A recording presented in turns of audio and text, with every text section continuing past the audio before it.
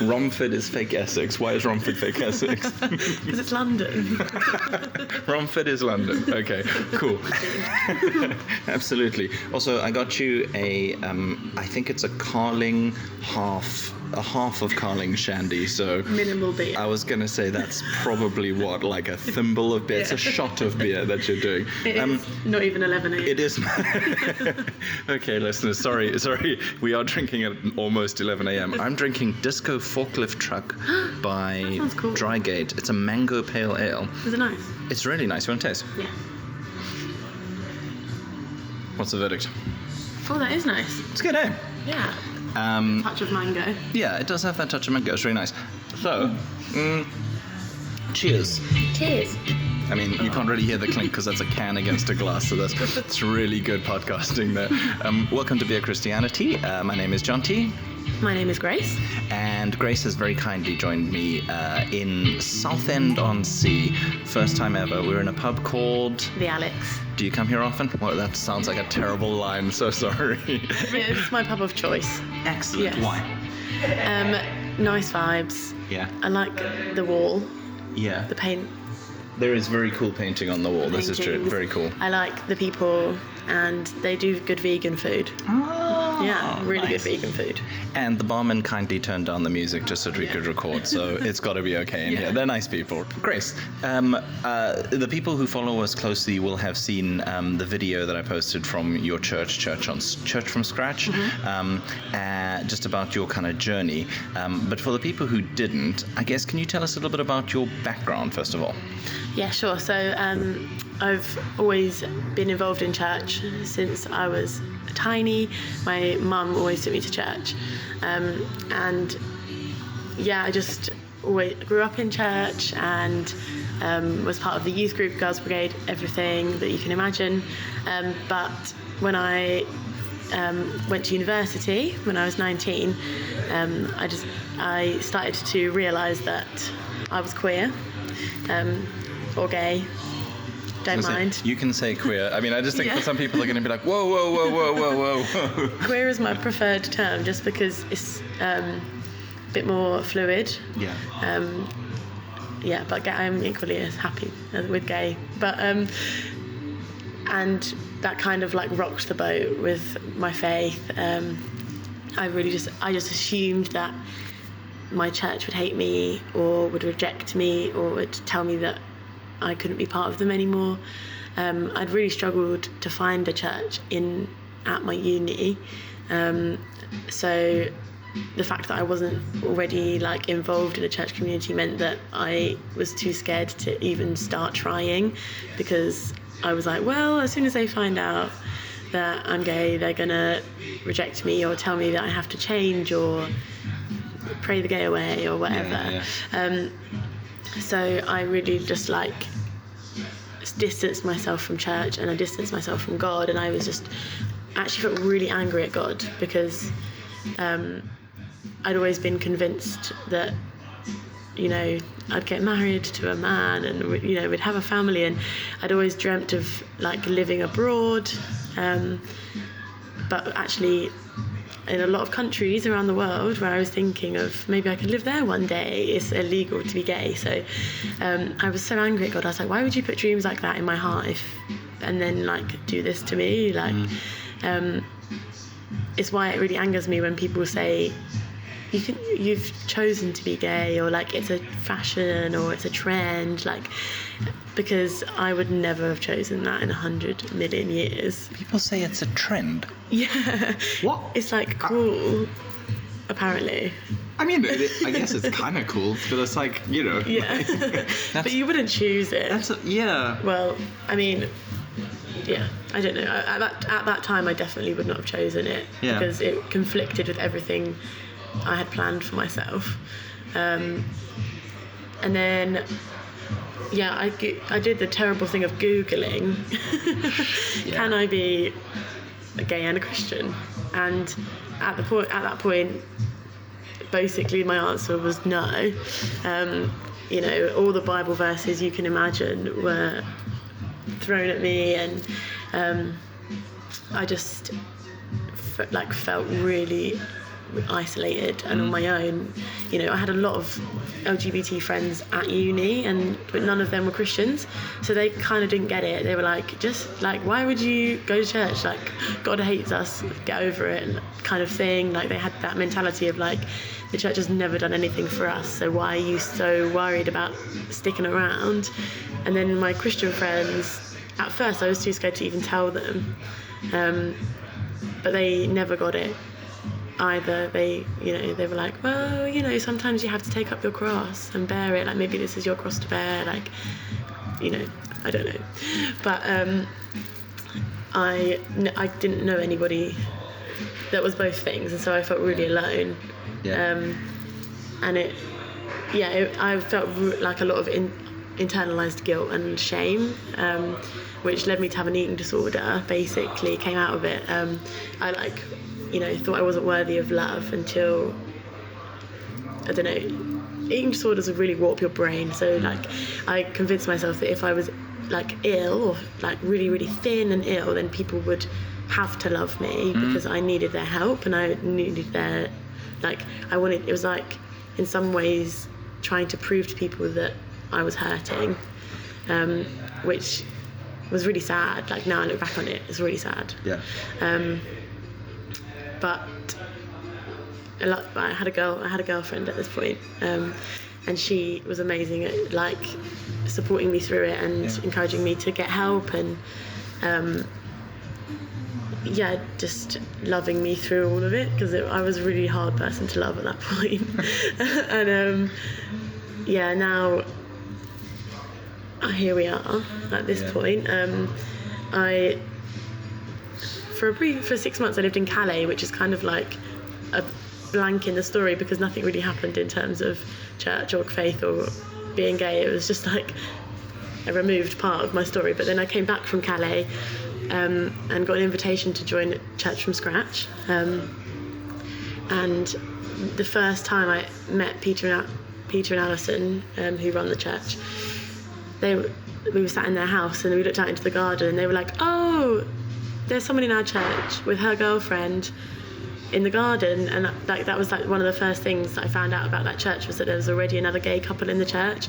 And it was like such a relief, like a weight lifted off my shoulders, like as if this place exists, and like they're welcome here and they're part of it, and I'm not going to be the first one and the first one to have to come out and the first one to have to explain to everyone, and like, you know, there's already a community here. And so to be part of that church has been really healing for me, and I've been able to invite loads of friends to join the church who, you know, have left their own churches because of being LGBT. And we've also started a little group called Wild and Holy, which is for queer Christians in Southend. And we've done, Southend has a Pride every year. And we've done Christmas services and summer services for the last 2 years. And some of them have had like 100 people come, and they've been really amazing. And just to find that community of queer Christians has been like so amazing and really, healing, I guess, and exciting, and just the amazing sense of community between us is so wonderful. So that's where we are. Have you forgiven God? Yes. Oh, that's good. I have, because now I don't hate being gay. Like, I'm proud of it, and it's part of who I am. And a lot of my friends I would never have known if I wasn't gay, and so, you know, I have absolutely no regrets about being friends with these people, and they've taught me so much about myself and the world and God, because I see God reflected in these people, and I think that's what the church is missing out on. You know, we deny queer people like full acceptance into the church, and so we deny their reflection of God, because, you know, we're all made in the image of God. It literally says that in the Bible, but you're like excluding this percentage of the population who are also reflecting the image of God. So like, you're missing out on that part of God as well. And I think people they're like, oh God, gay people can't reflect God. Like, that's, you know, I think that it's so weird though. It's so weird. It is weird, but it's like, you know, when I'm in a, you know, even in like a gay club or like whatever, and it's like, I've never felt more accepted in my life than I have in a queer community.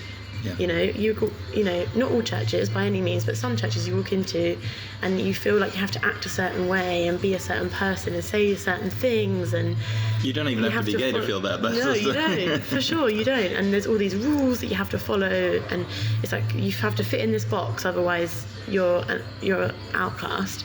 Yeah.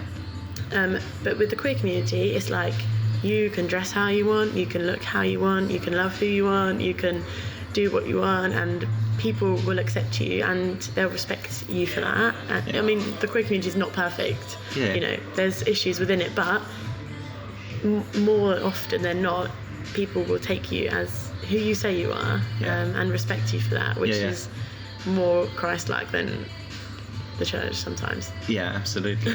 Well, I found this in kind of the alternative community generally, was just how accepting and chill and lovely that it is, versus like just kind of any kind of mainstream pop culture stuff, or sometimes the church as well, actually. But I always found that I didn't struggle with it, but there were parts of it that I was like, okay, well, that's not part of my thing. Yeah. You know, like I just remember DJing in clubs and having people ask me to play black metal and just kind of like, I want to be nice and help you out and play your song, but also I don't want to play that music. I don't like it. Like that kind of vibe.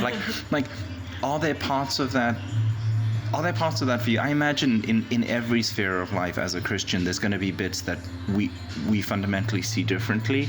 Is there something specific in the culture, as if gay culture is monolithic, but you know what I mean? Like, do you experience that at all, or is it just the welcome? That's such an interesting question. I think that maybe sometimes, but that's only because I haven't learned about those things yet. Yeah. Or I haven't learned enough about those things yet, and until I meet, sometimes I'll meet somebody and they'll tell me that they're an identity that I've not heard of before, or I've not met anyone else who's that. Yeah. And so I'll be like, oh, what's that? Like, well, what does that mean? But, I just have to go away and Google it and look it up. What does that mean? And how can I be a good ally for that person? So it does come up, and the great thing about the queer community is always growing. There's always new definitions, new labels, new identities, and it's just like an ever-growing community, which I love about it, because it's like everyone can find their space within it. It's not black and white. It's like, whatever you are, whoever you identify as, come and join us, come and get under our umbrella of queer. And then so maybe more in terms of things I don't understand yet. Nice. It's like that meme where it's like it's an interview asking a guy who's just arrived at a pride rally, and it's like, how many genders are there? And he's like, I don't know, I just got here. Yeah. True. That's really like. I guess for me, I quite like that thing of like an umbrella that holds a lot of kind of difference, and like I have a kind of passion for like pluralism in the sense of people being able to disagree well. And within most of the churches I've been, there's been a range of conservative to liberal or progressive or whatever you want to call it, theologies that cross-cut different kind of politics or that kind of stuff.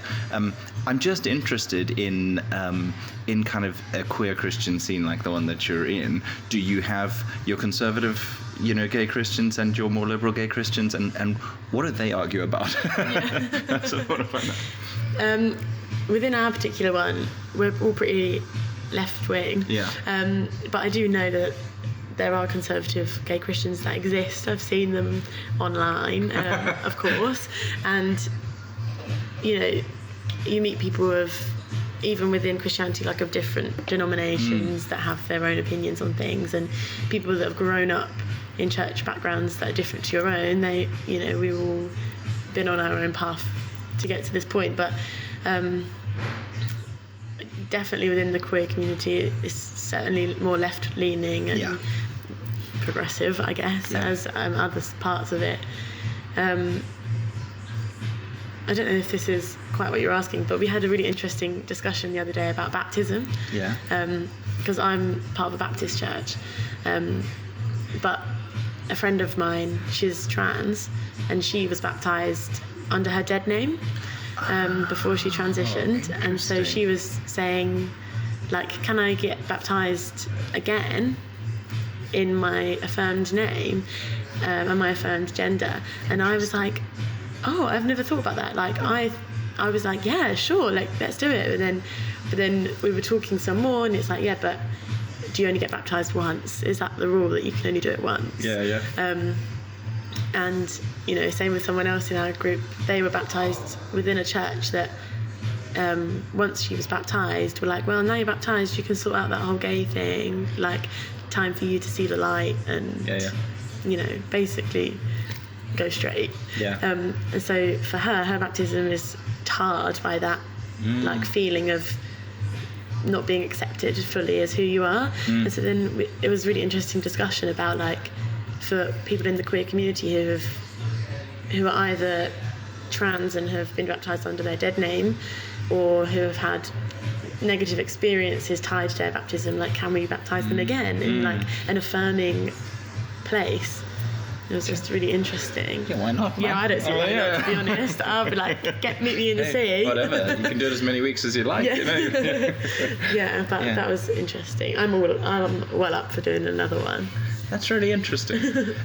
I actually spoke to somebody recently who said that their baptism was basically the point at which they were going to leave the church. Really? Like, they got baptized in a church that, for various reasons, they just didn't feel was for them, and wasn't affirming of them generally, and, you know, not particularly in any kind of identity sense, but just who they were, and they got baptized there. The baptism was a wonderful experience, and then they basically left the church as a kind of, like, almost like a saying goodbye, which is kind of, you know, perfect for a baptism, right? Yeah, like, what's the word where it's like sending you out? Yeah. Like, what is the word? Commissioning? Yeah, that kind of thing. Yeah. Oh, that's very cool. The internalized guilt that you spoke about, the kind of the stuff that, you know, made your relationship with God rocky when you realized who you were. What did that feel like, and what things were particularly unhelpful from other people about that? I think, like, I had I'd read about what God thought of me, but I had never asked God. Do you know what I mean? Yeah. And so after reading what I thought God thought of me, I just shut down all channels of communication with God. So it was like, I never gave God the chance to be like, hello, like, I'm still here and I still love you. But yeah, I think you're kind of torn between this idea of, like, is this something that I've done to myself, even though I knew it wasn't? You're like, have I just got distracted by this, or have, you know, people saying, oh, you're just trying to fit in with your friends at uni, and you're like, no, but you're like, am I? I don't, like, you just doubt everything that you think that you know about yourself. I think what I really struggled with was some of my Christian friends saying to me, like, I still love you, but I can't support what you're doing, as if I was choosing to do it, and or like, I still love you, but, like, I'm not sure what I think about the whole gay thing. And, like, hearing that from some of them had been my best friends nearly dropped my beer for years, and so, like, to know that this was going to be something that was going to put a barrier between me and my lifelong friends was really difficult. Just because I was like, I thought we were friends forever, and, like, I thought that the point of this was that we'd stick by each other, like, throughout life. That was really hard. That was really hard to deal with, just because I was like, okay, now, like, if I can't ring my best friend, then who can I ring to, like, talk about stuff? I think that another thing that didn't help was my home church never spoke about it at all. So in a way, I never knew what they thought, and therefore I never knew where I stood. In some ways, I wonder whether if they'd just come out and said, like, if you're gay, you're not welcome here. It would have been better because I would have known to stay away. But because there was always this big question mark over like, what exactly do they think about me? And it was that was a horrible place to be in. I wanted to know one way or the other, like, are you gonna affirm me or not? Yeah. But it was like the fear from the church of like saying something, upsetting people in the congregation, saying the wrong thing, like, you know, coming out with a view that was going to anger other churches. I think they were just like silent, and that did a lot of damage because queer people don't know where they stand, and that's a horrible place to be in because you're like, oh well, do you hate me or do you love me, or like, shall I invest in my relationships in this church, and shall I invest my time into this church, or are you just going to turn around and tell me, oh, you can't be a member, you can't get married here, you know? So being unclear is actually less helpful than being negative and clear? I would say. I mean, obviously, my experience is different to other people's, so some people might have had a really negative experience, including conversion therapy and prayer healing and stuff, and obviously that is way more damaging, like emotional, spiritual abuse. But so obviously like that side of it is damaging. But if you're an outsider trying to decide whether you're going to join a church, the grey area is not a good thing. No. Because that someone making a decision about if they're going to join your church, and if they're like 2 years in and then you come out saying, oh, we've decided you're not welcome here, then that's really harmful, I think. When they're like, we love you, but we're not okay with the gay thing, do you feel that as being like the love is meaningless? Because there are things that you can dislike about somebody while loving them. Or is it just that it's too fundamental, or like I guess this is a thing that a lot of kind of people who are trying to be good to their gay friends within the church are grappling with, because they themselves have been brought up with the same stuff that made you guilty. Yeah. Like, is that something that you legitimately can't accept that level of grey in them, or can you unpack that for people who don't understand that? Because I think it's hard for a lot of people. Yeah, for sure. I think that if you say to me, I love you, but I can't love the gay thing, and then you like stay rigidly in that position for the next 10 years, I can't accept that, because like, when have you tried to understand it? Whereas, you know, my mum at first was like, whoa, like, no, was like just didn't know how to deal with it and what to say, and it like really like threw her, I think. But I saw her ordering books about like having gay kids, and reading even like books about Jewish mums who had gay daughters, and reading, you know, Vicky Beeching's book, and I saw her trying, and she was like, you know, reading about it, talking to people, and like, so that meant a lot to me, because I could see that she wanted to understand and she wanted to learn. Yeah. So I think it depends, like, are you really making an effort to make your own decision? And I think a lot of people who have grown up in the church and have never, you know, been queer themselves or had a close queer friend or family member, they've never had to actually individually decide what they believe. They've just like gone along with what everyone else is believing and saying that they should believe. Yeah. And, you know, and it's the same for me and with other things. If it's never directly affected me, then why would I have given it loads of thought? Yeah. So I think it annoys me when people say, I love you, but I can't understand the gay thing. But I'm like, have you ever looked into it? Yeah. And have you ever researched it? And have you ever listened to queer people telling their stories? I think there's a difference between, you know, loving someone and trying to understand them, and loving someone and then stubbornly staying in your end of the argument.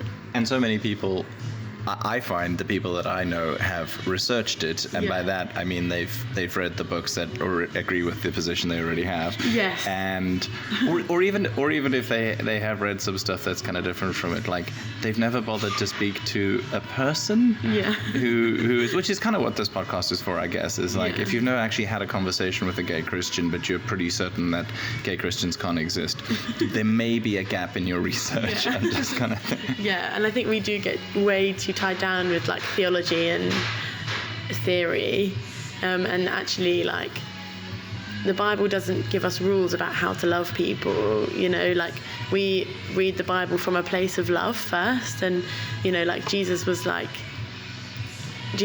said the greatest commandment is to love, full stop. Like, and I think, okay, how do we love gay Christians? We listen to them and we hear their stories and we try to see where they're coming from before we head to Leviticus and like start bashing them with it. You know, I don't know, like I just think if we listened to more stories and actually gave queer Christians a chance and a platform to explain their own experiences, I think people would see the damage done by the church. And when you start to see the damage done by the church, you soon start to realise that it is completely unjust. And actually, how can this be the way that God would have it? And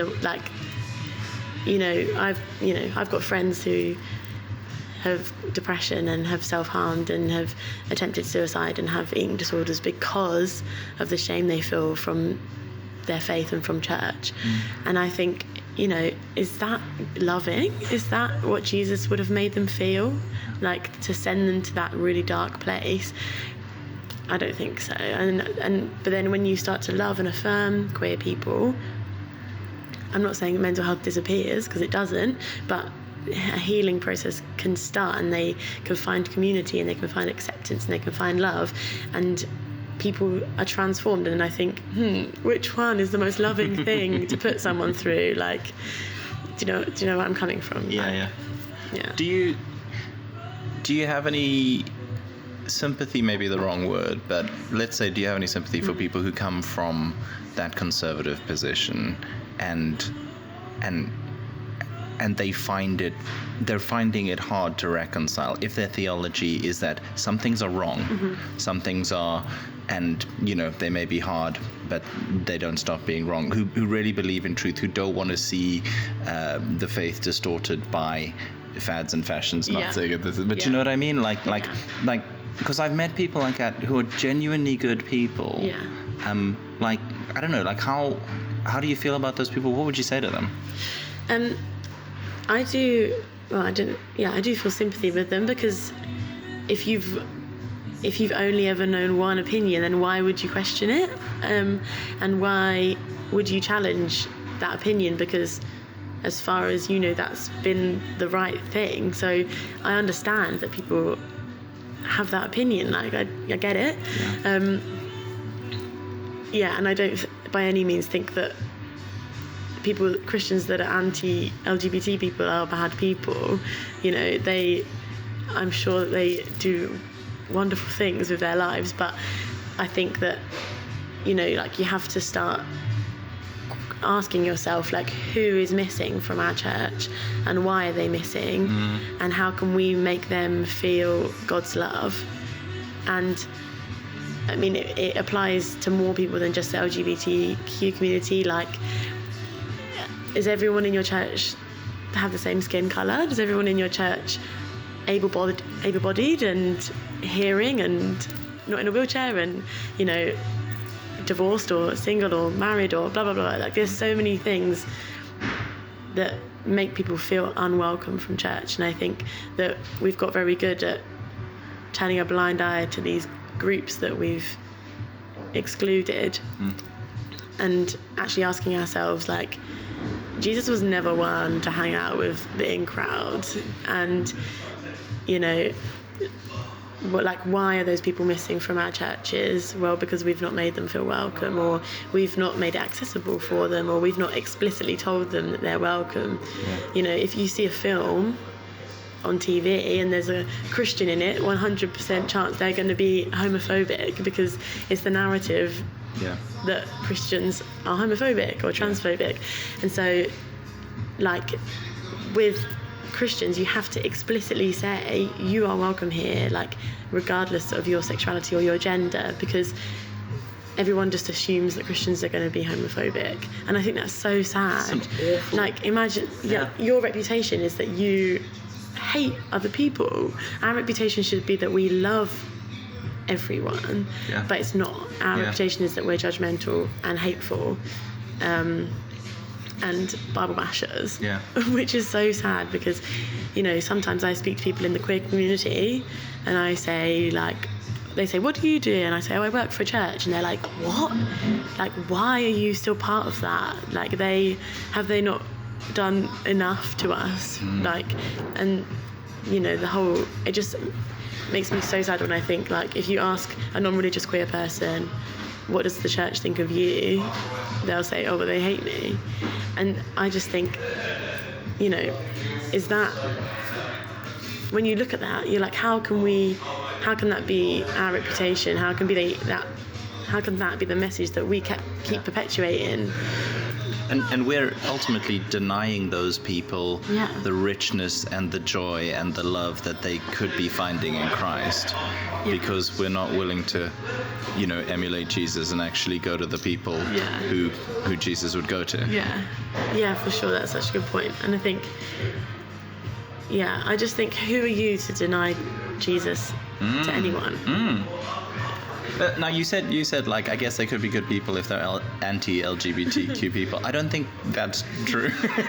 I'm sorry to disagree with you here, but like if you're anti-people, you are probably an asshole. Like, or at least you're identifying as an asshole. Like because you can't be anti-people. And this is the thing, is I have a lot more respect for a conservative Christian who may still believe that homosexuality in any kind, or any kind of like non-binary sexuality is a sin, if they're going to be fighting for your rights anyway. Right. You know? Do you know what I mean? Yeah. Like, that's at least something. I realize that you probably can't ever have a really deep friendship with someone like that, because they're not affirming something that is fundamental to you. Yeah. But I just don't. It is completely. If your theology is so different, I can understand how you could get to that point of view. I don't understand how you could get to the point of view of, I'm going to deny these people rights. I'm going to deny them equality. I'm going to deny them like. Would you do that with anything else that you considered to be sinful? It seems odd. Yeah, that's a really good point. Like,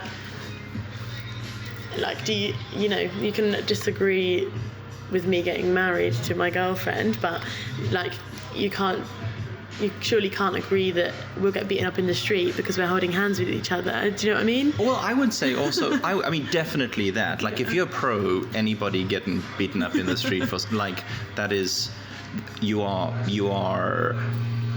in error and rebellion against God, and you need to repent. I'm just going to use my fundamentalist background language to say that I rebuke you in the name of Jesus if you think that stuff's okay. I would also say, though, that I don't get how you could try to prevent somebody else getting married, because they're not trying to marry you, dude. Like it's let them get married. Like, do you know what I mean? Yeah. Like, even if you don't, like, I just feel like you could be a real ally to people without actually agreeing, if you wanted to. Yeah, and it's the same.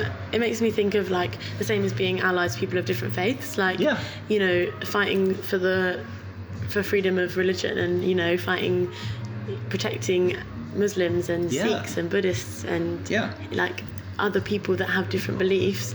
Just because they're not the same as ours doesn't mean that they don't have a right to exist and a right to safety in our country and in the world, let's be honest. But, you know, like, it's a really good point. Like, just because you don't agree with my existence doesn't mean that I deserve to be treated badly. Quite aside from that thing of, like, they're othering you because of what, you know, is, they've got to admit, is potentially, you know, debatable theology here, you know. Like we should be fighting for the people who are different from us. It's kind of our thing, right? Right. Like, you're supposed to love your enemies, never mind the people who are just different from you. Yeah. You know, you're supposed to be praying blessings on people who are trying to harm you. Yeah. And again, like, the LGBT community is not trying to harm you. No, you know, so really like, not. you know, yeah, they're kind of, if anything, just not that concerned with you. Yeah. Like, yeah. Yeah, that's interesting to think about. Okay, so I had another question that I wanted to ask you. So you were talking about churches and kind of the diversity within them, and if there's not a lot of diversity, it's not that healthy. But I know people back in SA who kind of back in the late 90s, early 2000s, and I think maybe it was just a different time and that's why. Yeah. But I remember that there was an LGBT church, Cool.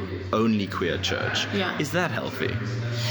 Yeah, I completely see where you're coming from, and I think that those spaces need to exist if that group has come to harm at the hands of the other people in the church.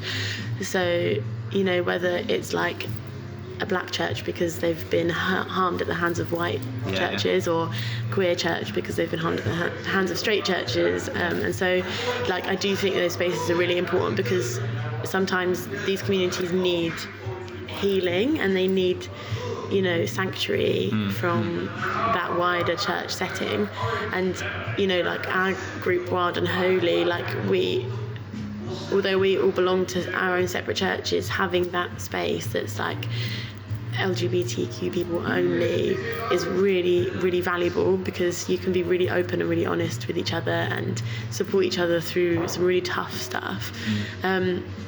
And it's like a space, it kind of feels like a space to like gather your strength and your courage to go back into another church. Like, if you want to, there's no need to do it, but like for some people it's really scary to go back either to an old church or to try and go to a new church that they don't necessarily know what their views are. And like, you know, to be able to fight for your own rights takes a huge amount of courage and emotional energy, and you know, you have to have a thick skin to be able to do it. So for a lot of people, you know, they need that space where they can be vulnerable and they can ask for help. And so I think that, you know, having those special special is a bad word, but like those queer only spaces is still really, really valuable. But it's not to say that we're not allowed to be part of another church community, or that, you know, we've been asked to visit other churches to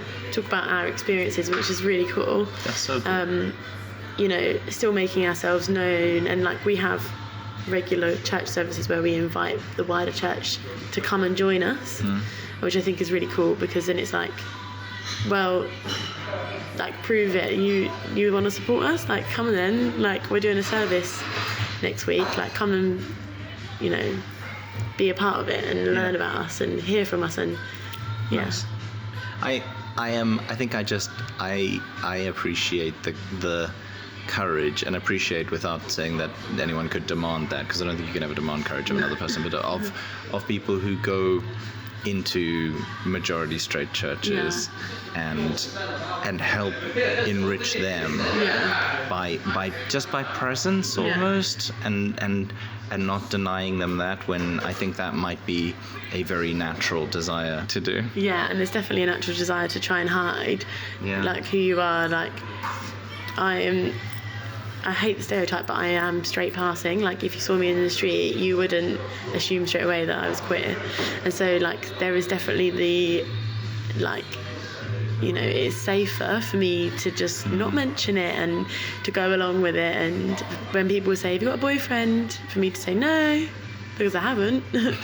Like, do you know what I mean? But actually, like, more and more, I'm like, no, like, people have to know that I exist, and people have to know that we exist, and that we look different, you know.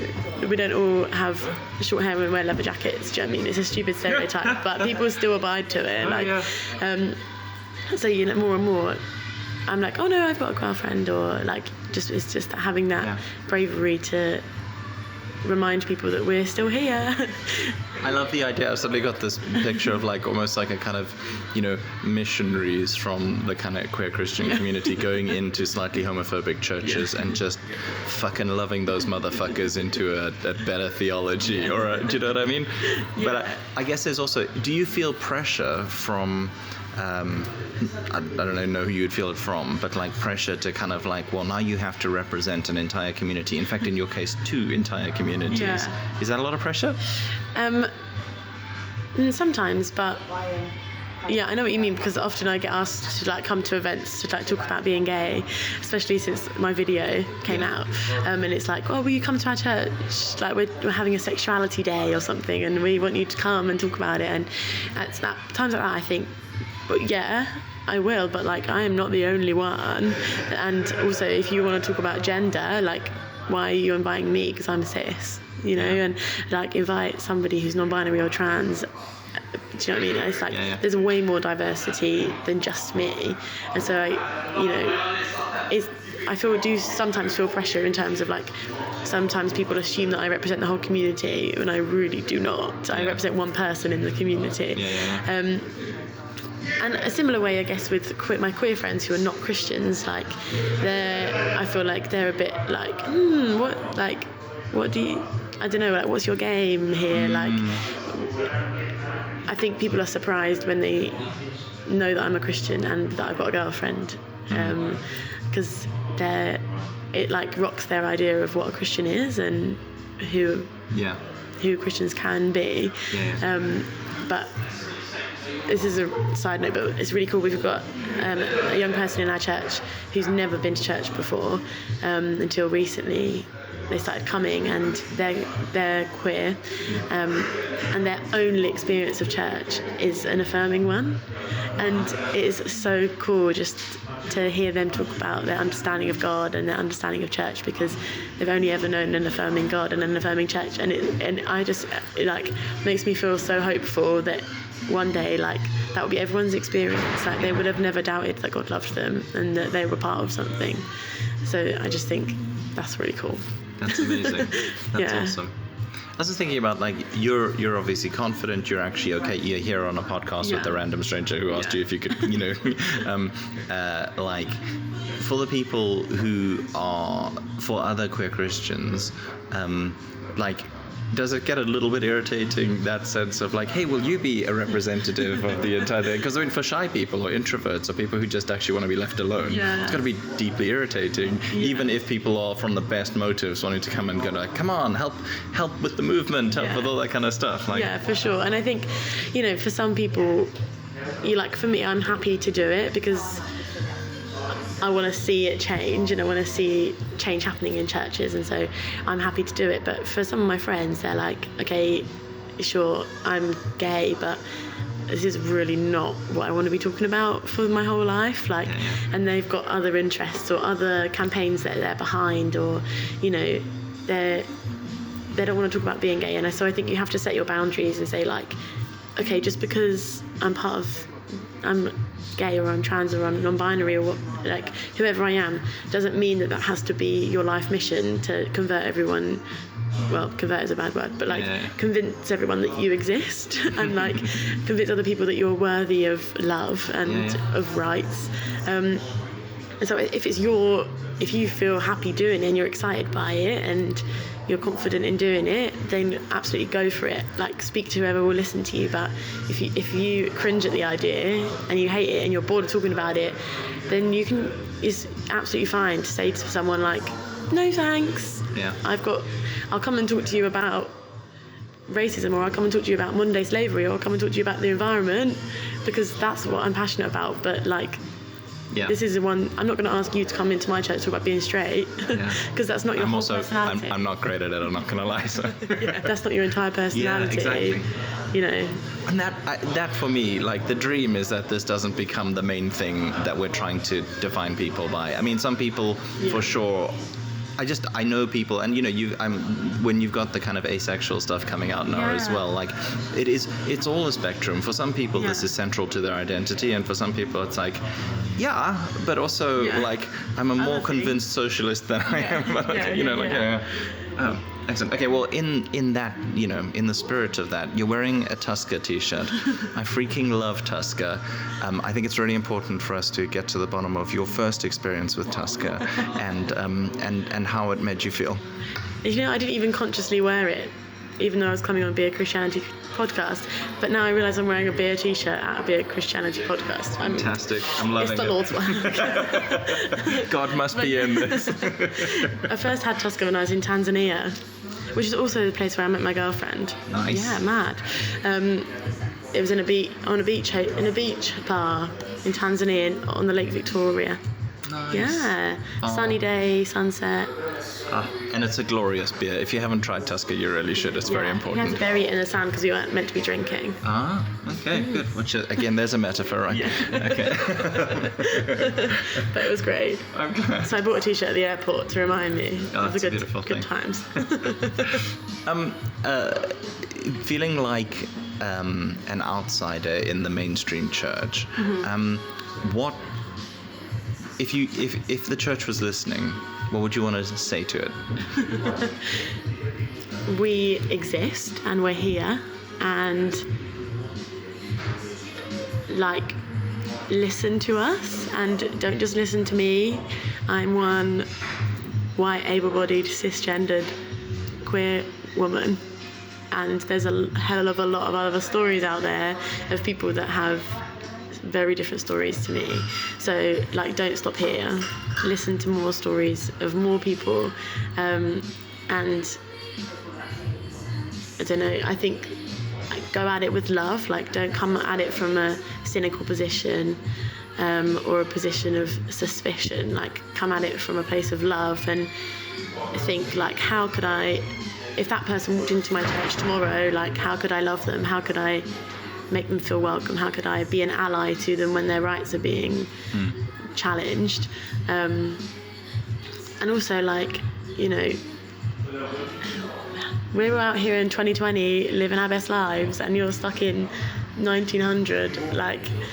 Catch up, because the queer community is a gift, and we have so much to offer to the church and to the world, and actually you're missing out on some really cool people and some really cool stuff. I just think welcoming that, you're going to learn so much about God as soon as you start talking to queer people and being part of going to Pride, and and it's fun. You get to wear glitter on your face for a whole day. I just think there's so much diversity within God's creation. Why are you denying that? And would you have anything to say to the LGBTQ community, Christian or non? Yeah, keep going. You're doing great, and you're really, really not on your own, because I know that it can really feel like you're on your own, but you're not. There are people out there that are going through a similar thing to you, and will love you for you, and will not try and change you and make you anything else that you're not, and actually Jesus loves you, and you can't ever do anything to stop that. So there's a relish in that fact that nothing you could ever do could separate you from that love. And can I plug us? Do, yeah. We've got an Instagram account called Wild and Holy Group, and a Facebook page called Wild and Holy. It's a group of queer Christians. We're very small. Don't expect mind-blowing Instagram captions, but we're here and we exist, and if you feel like you're on your own, come find us, come chat to us, because we would love to talk to you. It doesn't matter where you are. You don't have to be in Southend-on-Sea. You can be anywhere in the world, but we're here, and reach out, and we're happy to chat and share stuff with you. So yeah. Fantastic. Grace, thank you so much for talking to us. That's been really awesome. Is there anything that I have forgotten to ask you that you think I should have? I don't think so. Excellent. I've done a fantastic job. Thank you for listening to Beer Christianity. You can find all of the episodes at beerchristianity.libsyn.com. That's LIBSYN. You can also find us on Instagram and on Twitter, BeerXianity. And And do listen and keep listening, basically. I mean, that's a terrible way to end it. Do listen and keep listening. And drink beer, very important. And thanks to the Alex for being so kind to us and turning down the music and just being cool. Thanks, Grace. Thank you.